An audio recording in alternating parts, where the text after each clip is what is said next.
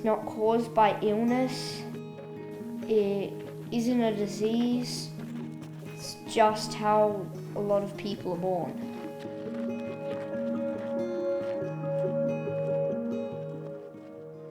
11-year-old Noah loves swimming, seeing his friends and bushwalking near his home in the Northern Territory.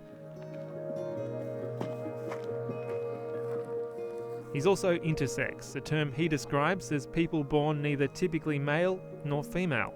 And to some people that's quite confusing, so for those people who are confused, we are not trans. Intersex is a totally biological condition. Noah's parents still clearly remember the day he arrived. It's hard to really describe what it's like when your child's born, but it was pretty magical. We had some really lovely midwives who came and delivered Noah in our house. And just as they were leaving, they said, and he's got this anatomy difference. Why don't you come to the hospital tomorrow and have it looked at?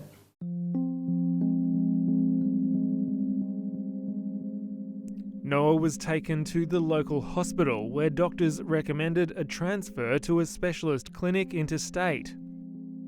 They very much made the decision that he was a boy, and they said, well, if he's a boy, we're going to make him as much of a boy as we can. And so surgeries were part of that. And I do remember having a conversation with one of the urologists who said, he's a boy, he needs to be able to pee standing up. Eventually, Noah's parents provided consent for him to undergo surgery to make his genitalia function and appear more typically male. It's a decision Noah wishes he could have intervened in. I feel like I should be left how I was born, and you shouldn't do surgeries without someone's consent if they're not medically necessary. Tiffany and Colin say they felt pushed into making a decision they now believe was a mistake. It did feel like there was a lot of pressure. And with hindsight, I now feel quite guilty about not investigating further or in just giving my choice up.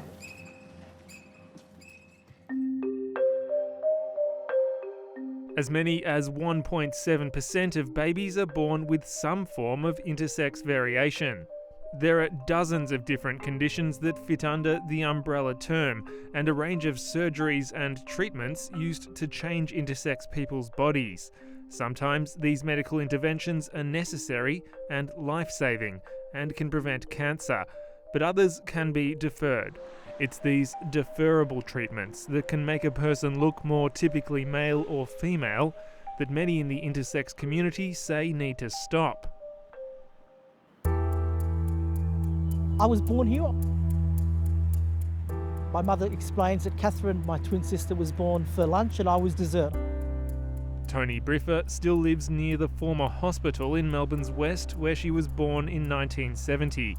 She's been campaigning for changes in intersex treatments for decades. You're basically made to feel like a freak, like you were born deformed and you need to be modified. The counsellor believes various medical interventions when she was a child have had serious negative impacts. I was never sick. I never needed to be surgically modified. I could have just been left alone for me to make the decisions about my own destiny, as I should have been. Now, some powerful institutions agree. In July, the Victorian government signalled its intention to ban non-urgent medical interventions on intersex babies. And the ABC can reveal that this week, a landmark Human Rights Commission report will formally recommend all Australian governments adopt that position too. Yes, there was anger. Yes, there is anger. And it's anger because of the lifelong impacts on the people and the fact that it was not their decision. In the 3 years it worked on the report, the Commission heard from intersex people who had lost fertility, been unable to control their bladders, and lost sexual function.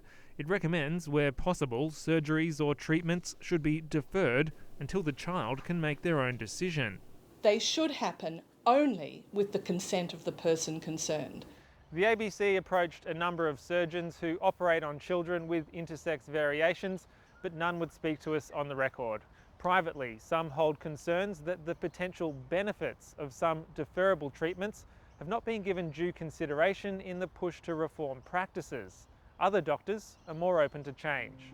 I'd like to acknowledge, certainly, that there were some medical practices that were done in the past with the best of intentions that have led to harm.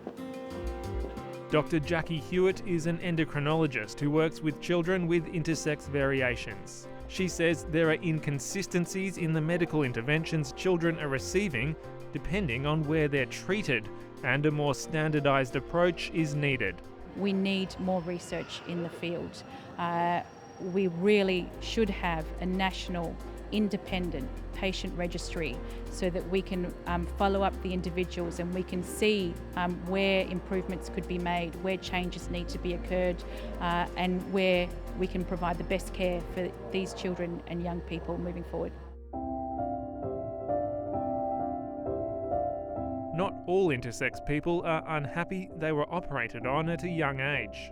In my case, no, I felt that my parents made the right decision. Peter Gassner's parents were told he needed to have his penis reconstructed as a matter of medical urgency when he was 3 years old. Based on what they were told by the surgeon, that they didn't want me to go through unnecessary trauma and pain growing up.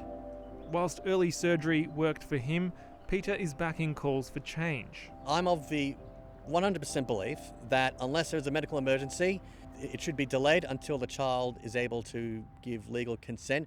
I've been advocating for these changes for 25 years. Sorry. And had we been successful, 10 years ago, then Noah wouldn't have to be going through what he's going through now. That one might be a rooster, actually. I love her. Noah hopes those who hear his story understand why he's speaking up. I want this to be changed. I can't change what was done to me, but I can change what is done to other people.